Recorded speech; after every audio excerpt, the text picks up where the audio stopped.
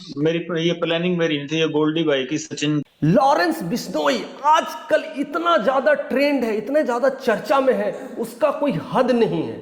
सलमान खान को लेकर के हेडलिस्ट में आ गए हैं कि जिस तरह से सलमान खान को थ्रेड मिला है, लॉरेंस बिश्नोई हर दिन ट्रेंड हो रहे हैं, हर जगह कहीं ना कहीं उनके खुलासा हो रहे हैं, चाहे वो किसी भी मीडियम में हो, हर जगह उन्हीं की बातें चल रही है।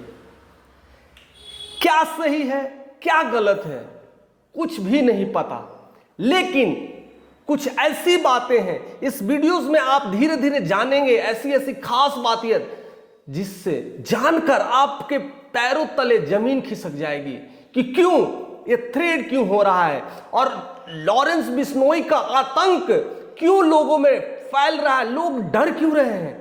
एक छोटा सा बालक 20-25 साल का लड़का पूरे डॉन के दृष्टि से देखा जा रहा है, एक से एक लोग उनसे डर रहे हैं, हर तरह से एक माफिया डॉन का जो बात होती है उस तरह की लेकर के की जा रही है। आखिर कैसे हुआ ये बिश्नोई का ये समाज तैयार हुआ, कैसे बिश्नोई निकल के आ गया, कैसे लॉरेंस निकल करके आ गया, और ऐसा जो पूरी भारत में ऐसे ऐसे लोगों को डरा दे रहा है, एक जेल में बंद रह करके भी इतना बड़ा काम।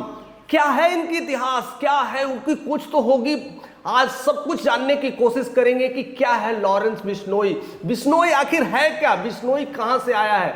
हम सभी जानते हैं कि लॉरेंस बिश्नोई जो भी कर रहा है या करेगा उसकी सजा देने के लिए कोर्ट, हाई कोर्ट सब पड़ा है, पुलिस, सोसाइटीज सब लोग पड़े, उनके पीछे पूरी टीम पुलिस सोसाइटी बैठी हुई है, उनको सजा होगी अगर गलती किया है तो। लेकिन यह मुहिम आने की जरूरत क्यों पड़ी, आज हम सब जानेंगे। उनके इतिहास को खंगाल कर रखने की मैं कोशिश करूंगा कि आज जानने के बाद आप कह सकेंगे कि who is the right person. क्या सलमान खान सही है कि लॉरेंस बिश्नोई सही है, अगर है तो आगे का क्या एक्शन प्लान होना चाहिए, ये सब हमें कमेंट कर करके आप जरूर बताइएगा, क्योंकि कहानी ही ऐसी है जो दिल को हिला कर रख जाएगी, समाज को एक नया दिशा देगी।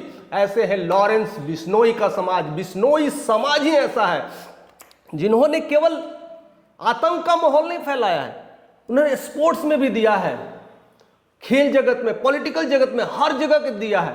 रवि बिश्नोई उसमें से एक आता है जो स्पिनर के दौर में बहुत अच्छा नाम कमाए हैं। उसके बाद किरण बिश्नोई रेसलर के रूप में जानी जाती है, जिन्होंने ओलंपिक में गोल्ड मेडल लाया था, उसके बाद कॉमनवेल्थ में भी गोल्ड मेडल लाया था। उसके बाद भजनलाल बिश्नोई जो हरियाणा के 3 बार सीएम रह चुके हैं, यानी बिश्नोई परिवार का दबदबा हर जगह है, ना कि केवल इस रूप में। आप जानते हैं बिश्नोई मीन्स हर कोई, जो नए बालक होंगे वो सोचते होंगे बिश्नोई मीन्स धाए धाए, यानी ऐसे आतंक। लेकिन बिश्नोई समाज जिस दिन जान जाओगे उस दिन कहोगे नहीं कि क्या है बिश्नोई, कैसे एक लड़का इस तरह से इस दुनिया में आके फंस गया। तो सबसे पहले हम जानने की कोशिश करेंगे उनकी पुरानी हिस्ट्री कि क्या है बिश्नोई परिवार।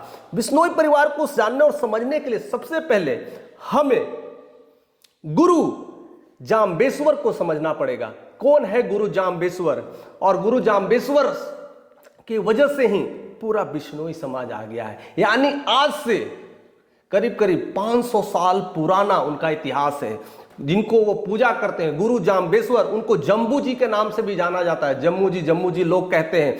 वो ही एक है जो धरती के सबसे पहले वैज्ञानिक हैं, जिनको कहा जाता है वैज्ञानिक, साइंटिस्ट, जो खोज करते हैं, निकालते हैं और बताते हैं कि ये चीजें हो रहा है, वो चीजें हो रहा है।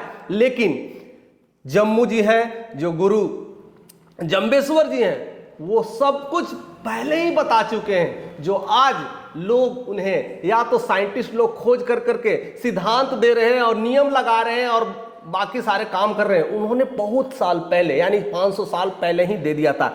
ऐसे गुरु जाम्बेश्वर, जम्मू जी का जन्म राजस्थान में 28 अगस्त 1451 ईस्वी को हुआ था।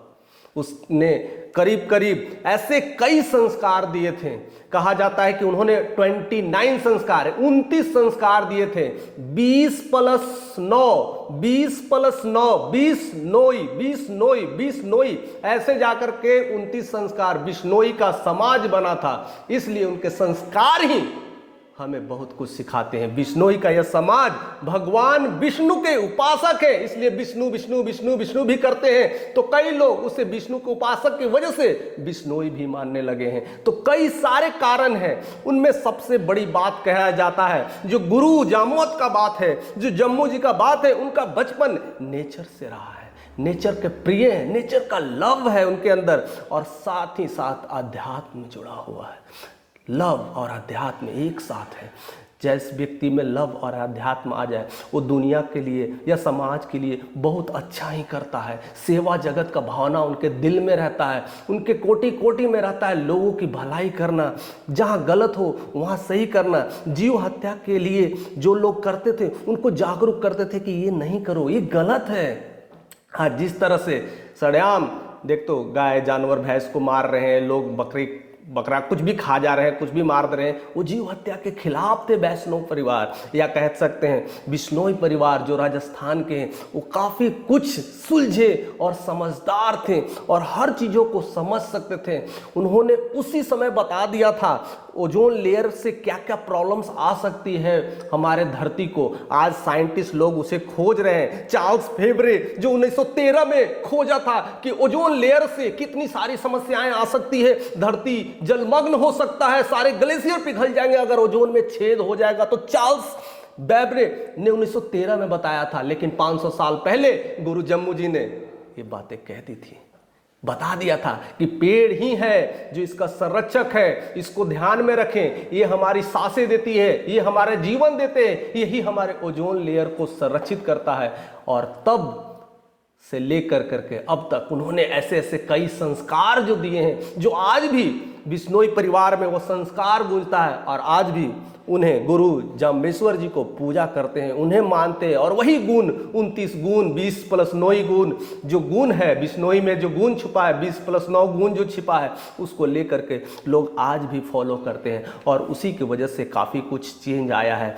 उन्होंने हरे पेड़ को नहीं काटने की इजाज़त दी है। कहते हरा पेड़ काटना समझो कि इंसान का हत्या करना है। वो इंसान नहीं, जानवर तक, हर छोटे छोटे जीव को इतने गहरे संवेदना उनके अंदर थी कि लगता था कि पेड़ को भी काटना एक इंसान को काटने की तरह होता है, इसलिए इसे ना काटा जाए। कितना दर्द होगा।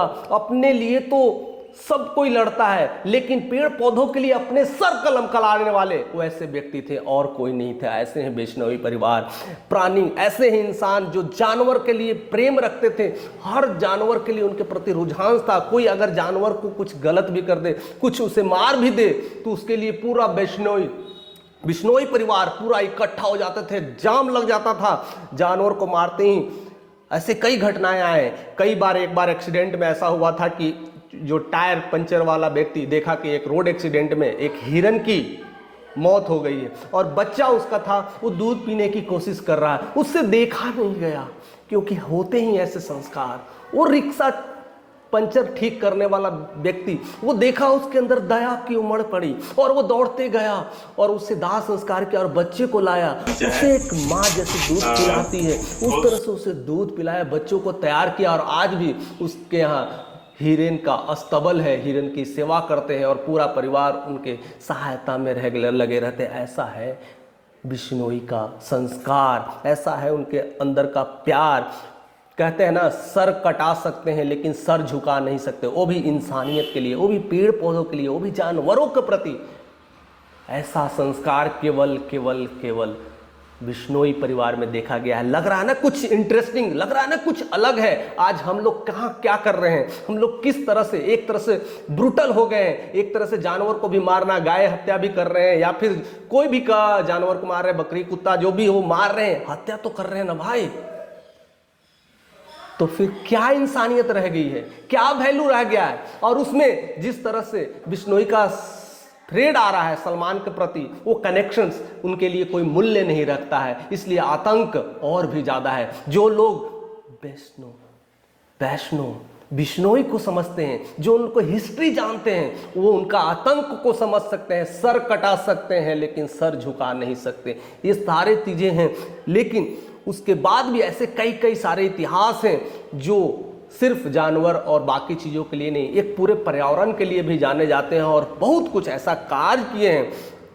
वो एक खेजड़ी का पेड़ है, उसको बहुत ज़्यादा मानते हैं, उनको पूजा करते हैं। जैसे हमारे यहाँ हिंदू में ऐसा देखा गया है कि तुलसी का पौधा बहुत ज़्यादा प्रिय होता है, तुलसी में हम लोग पूजा करते हैं, उसके पत्तों का सेवन करते हैं, दवाई के लिए इस्तेमाल किया जाता है, बहुत तरीके से किया जाता है। उसी तरह खेजड़ी का पेड़ भी उनके लिए एक तरह से एक पूजा का स्थल है, एक ऐसा पेड़ जिनको बहुत मानते हैं, उनकी श्रद्धा रखते हैं, उनका विश्वास रखते हैं। वह पेड़ की जड़ ऐसी बड़ी होती है, इतनी जड़ बड़ी होती है, उस जड़ से हल बना करके खेती भी की जाती है। और सबसे बड़ी बात है, खेजड़ी का जो पेड़ है, राजस्थान पूरा रेगिस्तान है, उस रेगिस्तान में खेजड़ी का पेड़ लगाना अपने आप में चीज़ों को उर्वरा करके रखती है, खेतों को बैलेंस करके रखती है, पानी को खींच कर रखती है, जड़ें बहुत लंबी जाती है, इसलिए उनका इस्तेमाल बहुत चीज़ों में होता है। उनका इस्तेमाल फल में, उनका फल भी होता है, अचार भी लगते हैं, और बहुत सारे जो दवाइयों में इस्तेमाल किए जाते हैं वैसा काम किया जाता है। और रेगिस्तान को थोड़ी बहुत हरा भरा रखने के लिए खेजड़ी का पेड़ हमेशा लगाया जाता है, क्योंकि वही एक पेड़ है जो वहाँ सरवाइव करते हैं। और उस पेड़ को कोई अगर काट ले तो सर कटा सकते हैं, और उसी की वजह से वो घटना काफी चर्चा में था 1730 ईस्वी में, जो 300 लोगों ने खेजड़ी के पेड़ की वजह से 300 लोगों ने सर कटवा लिया था। ऐसा है इतिहास। उस इतिहास को जानकर कर रूह कांप जाएगी। उस समय जोधपुर का राजा अजय सिंह हुआ करते थे, और उन्हें अपने घर में चौखट के लिए या कुछ लकड़ी जरूरत पड़ी थी, और रेगिस्तान में उस समय पेड़ या उस समय कोई वो नहीं था, लकड़ी नहीं था, तो उन्होंने अपने सैनिकों को बोला कि जाकर करके वह लकड़ी लेकर के आओ, और सैनिक जाते हैं और खेजड़ी के पेड़ के लिए वही काटने के लिए कोशिश करते हैं। वहां पर अमृता देवी आती है और पेड़ में चिपक जाती है, लगता है कि जैसे मेरे बेटे को कोई काट रहा है, और वो छोड़ती नहीं है पेड़ को। और जितना भी साथीगण होते, जितना भी उनके कहते हैं ना सिपाहीगण होते हैं, उन्हें हटाने की कोशिश करते हैं और कहते हैं कि तुम हट जाओ, नहीं तो हम तुम्हारा सर काट देंगे। तब अमृता देवी कहती है, सर कटा सकते हैं लेकिन पेड़ को कटने नहीं देंगे। ऐसा है उनका इतिहास। और उन्होंने उस दिन अपना सर कटवा लिया, लेकिन पेड़ को काटने नहीं दिया। जैसे ये खबर पहुंची, पूरे गांव में हल्ला मच गया। उनकी तीनों बेटियां आ गई, तीनों बेटियां फिर पेड़ से चिपक गई, तीनों बेटियों का भी सर कटा दिया गया। उसके बाद भी उसका पति आया, पति भी पेड़ से लिपट गया, पति का भी सर कट गया। पूरे गांव आके शुरू हो गए, 300 लोग धड़ाधड़ सर कट गए थे उस एक पेड़ की वजह से। तो ऐसा है बिश्नोई परिवार, ऐसा है बिश्नोई का इतिहास, जो हर सेंसिटिव मामलों में रखते हैं ध्यान। पेड़ हो, पौधा हो, जानवर हो, हर चीजों से करते हैं प्यार। अगर उन्हें कोई छेड़ दे तो पता नहीं क्या कर सकते हैं। ऐसे हैं बिश्नोई। इसलिए उनका आतंक इस वजह से, वो एक अच्छा संरक्षक है। दुनिया में एक से एक टीम हो गए, एक से एक यूएन प्रोग्राम चल रहा है, हेल्थ प्रोग्राम चल रहा है, पेड़ संरक्षण प्रोग्राम चल रहा है, वाणी संरक्षण प्रोग्राम चल रहा है, पता नहीं हजारों ऐसे कार्यक्रम चल रहे हैं, लेकिन सबका रिजल्ट जीरो है। लेकिन एक अकेला बिश्नोई है जो परिवार, जो पूरी जगत में तहलका मचा कर रख रहा है, पूरे इन्वायरमेंट को कंट्रोल करके रखा है, समाज को बना कर रखा है, जानवरों को सेव करके रखा है।